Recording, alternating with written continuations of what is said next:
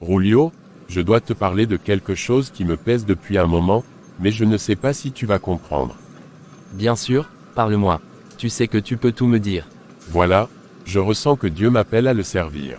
C'est quelque chose que je ressens au fond de moi depuis longtemps, mais je n'ai jamais voulu y prêter attention.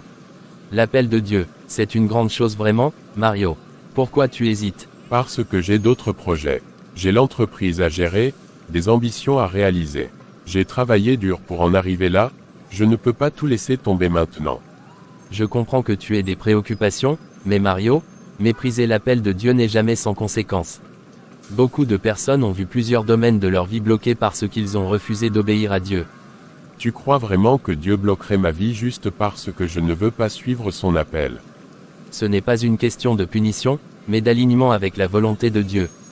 Regarde l'histoire de Jonas dans la Bible. Dieu lui avait demandé d'aller à Ninive pour prêcher, mais il a refusé et a pris un bateau pour fuir. Qu'est-ce qui lui est arrivé? Il s'est retrouvé dans une tempête et a été avalé par un gros poisson. Exactement, il a souffert parce qu'il a voulu fuir l'appel de Dieu. Ce n'est que lorsqu'il a accepté sa mission que Dieu l'a délivré. Mario, quand Dieu nous appelle, c'est pour une raison.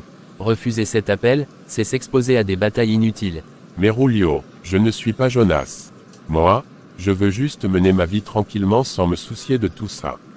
Tu n'es pas Jonas, mais le principe est le même. Dieu ne t'appelle pas au hasard. Il sait pourquoi il a mis cette conviction en toi. Si tu continues à l'ignorer, tu risques de tourner en rond, de ne jamais être vraiment satisfait dans ce que tu fais. Tu penses que si je refuse vraiment, je ne réussirai pas dans mes projets? Je pense que tu pourras peut-être avancer, mais à quel prix? Est-ce que tu seras vraiment en paix? Est-ce que tu seras accompli? Mario, il y a une différence entre réussir selon le monde et réussir selon Dieu. C'est vrai, il y a des moments où, malgré tout ce que j'ai, je ressens un vide.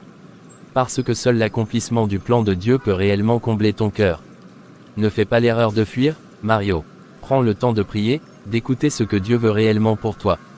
Tu me donnes matière à réflexion, je vais y penser et prier sérieusement à ce sujet. C'est tout ce que je te demande. Dieu a un plan pour toi, Mario. Ne passe pas à côté. D'accord.